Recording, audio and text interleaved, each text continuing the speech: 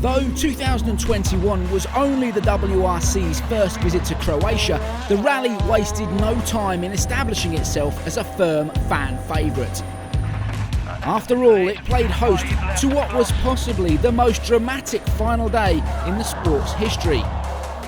The top three, Sebastien Ogier, Elfyn Evans and Thierry Neuville, were separated by just 10.4 seconds as Sunday dawned, meaning everything was set up for a thrilling showdown. And this is how it all unfolded.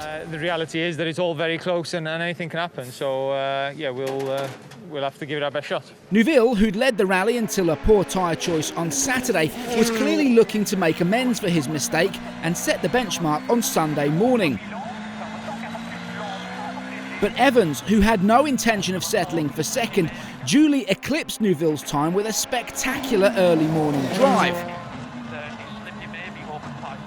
Crucially, Sebastien Ogier was only third fastest, which meant Evans and Neuville had nibbled away at his lead.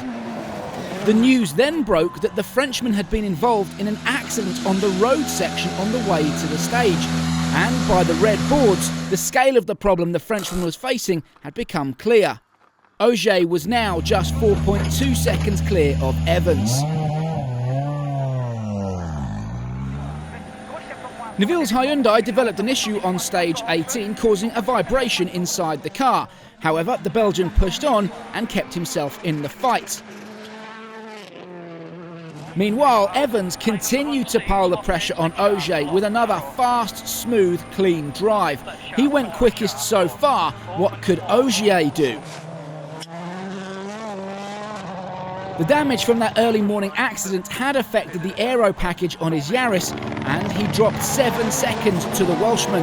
The overall lead of the rally was gone.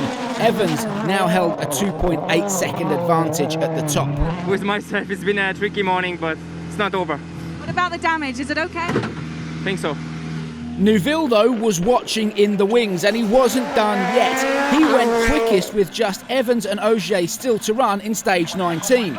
To be honest, I gave it everything in there. The car was working nice and my pace notes were good. I can do more. I can do more. Evans, the new rally leader, went 0.4 of a second slower than the Belgian. But while he was slower than Neuville, he actually extended his rally lead over Ogier. As the Frenchman's struggles continued, Evans' advantage was now 3.9 seconds with just one stage remaining. The final stage and just 14 kilometres of Rally Croatia left to run. Neuville, 8 seconds off the lead, knew he only stood an outside chance, but he put it all on the line regardless. Sadly, overshooting this junction cost him, though. The Belgian, after a difficult weekend, happy enough to settle for third.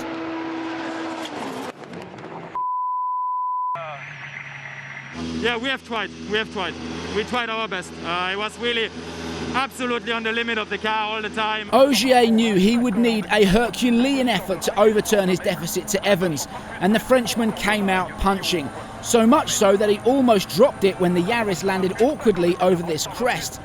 It was a trees or trophies scenario, but at the end of the stage, he wasn't confident it would be enough to reel in Evans. Yeah, I think it won't be enough for the win, but it's been an eventful weekend for me up to this morning, so let's say we are here and we have to look forward.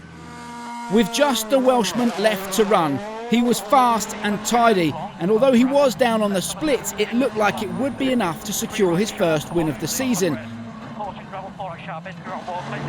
That was until the final corner. Just losing the back of the car and running wide through this final right-hander of the rally was enough to rob him of any advantage he held over Ogier. He had run out of road, and after 300 kilometres of competitive stage action, he crossed the line just 0.6 behind Ogier overall. Against all odds, Sebastien Ogier sealed the first ever WRC win in Croatia. It marked the third closest finish in the sport's history and one that cemented Rally Croatia's status. What can we expect the second edition to serve up? Join us to find out.